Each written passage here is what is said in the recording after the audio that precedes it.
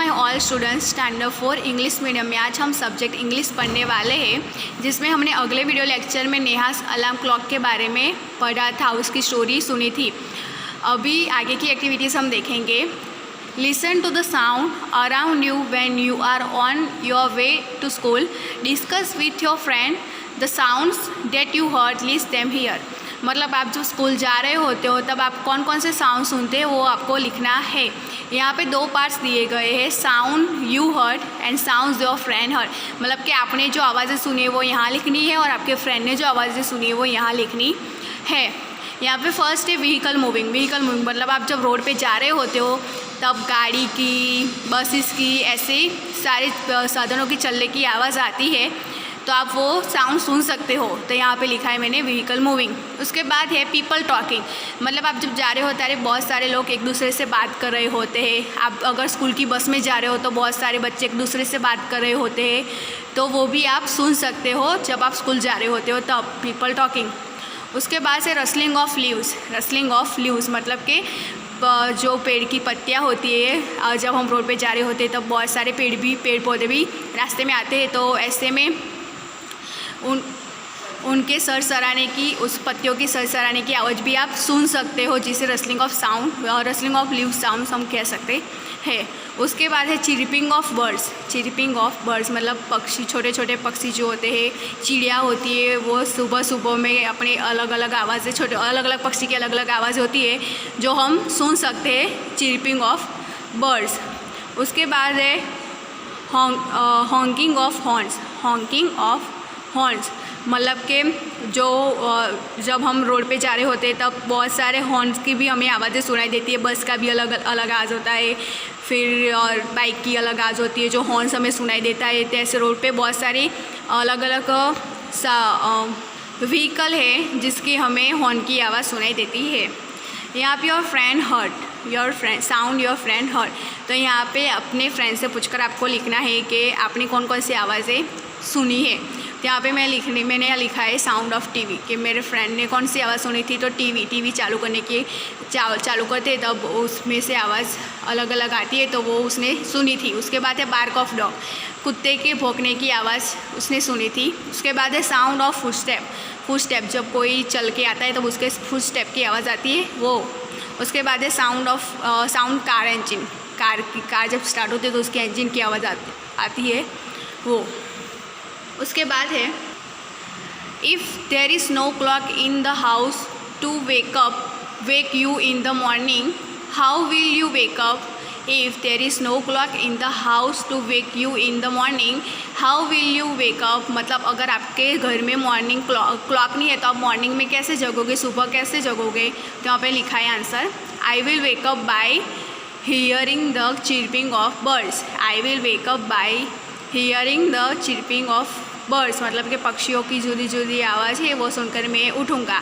And by the bright rays of the rising sun. और जो सूरज की जो सुबह सुबह की किरणें होती है वो जब हमारे घर में गिरती है, हमारे हाउस में आती है, तब उसकी मदद से भी हम उठ सकते हैं। उसके बाद है will you continue to sleep और तो क्या लिखेंगे, I will wake up my own. मतलब कि हम कंटिन्यू सो नहीं सकते, लेकिन I will wake up my own मतलब मैं खुद जग जाऊँगा।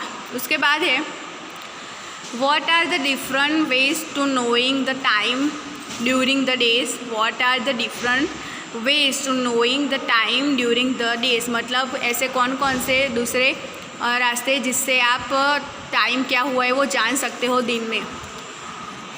तो कैसे जान सकते हैं, the different way of knowing the time during the day are. तो हम कैसे जान सकते हैं, तो फर्स्ट है by looking at the position of the sun. हम सन की पोजीशन देख के अनुमान लगा सकते हैं कि कितने दिन के कितने बजे, 12 बजे, 1 बजे, वो हम अनुमान लगा सकते हैं। उसके बाद है by listening to a radio. By listening to a radio मतलब रेडियो जो आता है उसमें बार बार टाइम सुनाई देता है, बताते हैं मतलब, तो हम रेडियो पर भी जान सकते हैं कि कितने बजे। उसके बाद है बाय वॉचिंग टीवी।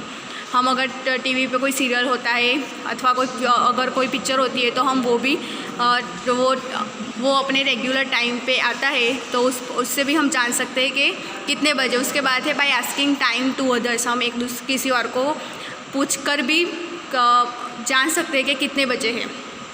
उसके बाद है who said this words and to whom. हमने नेहाज अलार्म क्लॉक की स्टोरी पढ़ी ना, तो उसमें से ये सेंटेंस कौन बोला है और वूम मतलब किसको कहा है वो हमें लिखना है। तो यहाँ फर्स्ट है wake up dear wake up fast, wake up dear wake up fast. तो कौन बोला था, तो हमें पता है कि वो सेड मतलब बर्ड्स ने कहा था। ये खिड़की पे बर्ड्स आती है और वह कहती है कि वेकअप डियर वेकअप फास्ट। वो किसको कहती है, नेहा को। नेहा सो रही होती है तभी बर्ड्स आते हैं और वो कहते हैं वेकअप डियर वेकअप फास्ट।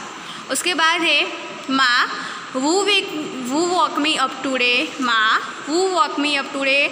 ये कौन कहता है, तो नेहा कहता है, नेहा कहती है तो मुझे आज किसने जगाया माँ, तो नेहा कहती है। किसको कहती है, अपनी मदर को कहती है। उसके बाद है why do you sleep at 9 every night, why do you sleep at 9 every night. ये सेंटेंस कौन बोल रहा होता है, तो ये सेंटेंस नेहा की माँ बोल रही होती है। और किसको कहा था, तो नेहा को कहा था।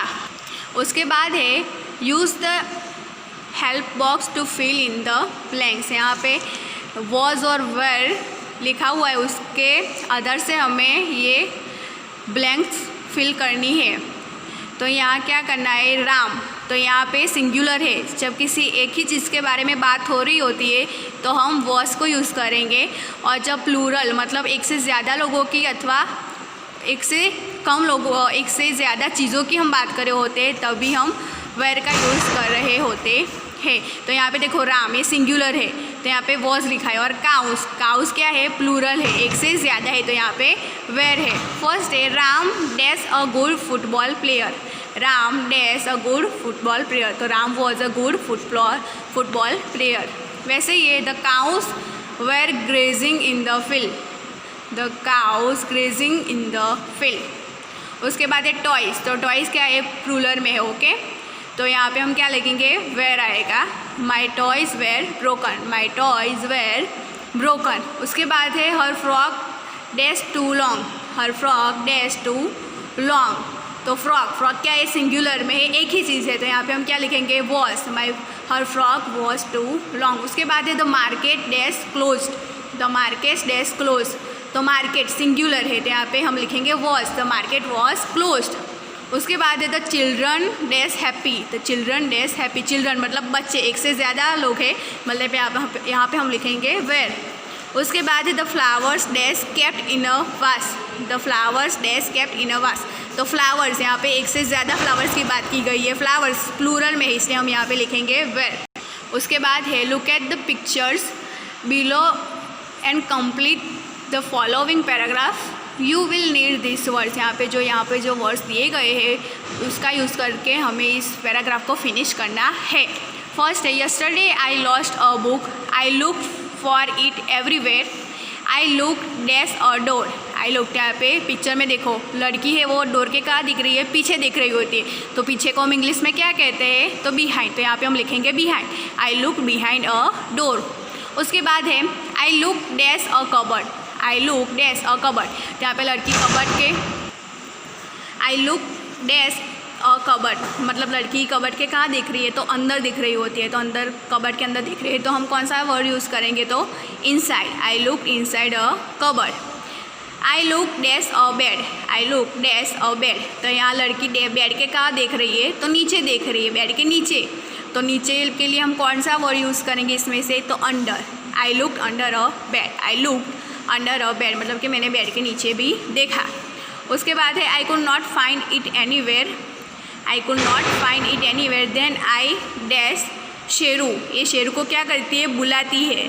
तो बुलाती है तो उसको हम इंग्लिश में क्या कहेंगे, कॉल्ड आउट। यहाँ पे लिखा है कॉल्ड आउट, यहाँ पे हम लिखेंगे called out. I could not find it anywhere then I called out Sheru. उसने शेरू को बुलाया जब उसको बुक नहीं मिली। उसके बाद है Sheru my dog came running to me, I ask him to look for my book, he dash another book from my bag. वो देखो जो कुत्ता है वो क्या कर रहा है, तो खींचते हुए कुछ ला रहा है, तो उसको जो हम खींचने को इंग्लिश में क्या कहेंगे, तो पुल्ड आउट, बराबर। तो ही pulled out another book from my bag. उसके बाद है here is a word clock, right down words relating a clock. यहाँ पे क्लॉक दी गई है, तो हमें उसके ऊपर से थोड़े वर्ड्स लिखने हैं। तो यहाँ पर है साउंड, तो उस घड़ी कैसा साउंड करती है, तो टिक